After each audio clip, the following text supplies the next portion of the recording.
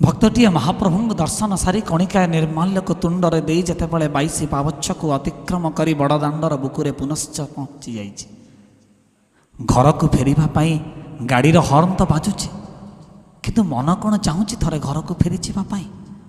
बरम अंतरतम निवेदन बारंबार आकर्षित होची महाप्रभु प्रति। महाप्रभु पुनश्च हाथ जोड़ी दे भक्तटी अंतरतम निवेदन करुच्ची, हे महाप्रभु एमिति किछि कृपा करंतनी जे मु चिरकाल ए बड़ दाण्डरे तुम पाखरे हाथ पाति थिबी, तुम पतित पावन पताका नीलचक्र देखी केवल केवल तुमर नाम कीर्तन करुथिबी। कारण मु तो जानी नाम घोषिले सर्वसिद्धि खंडई दुख शोक व्याधि।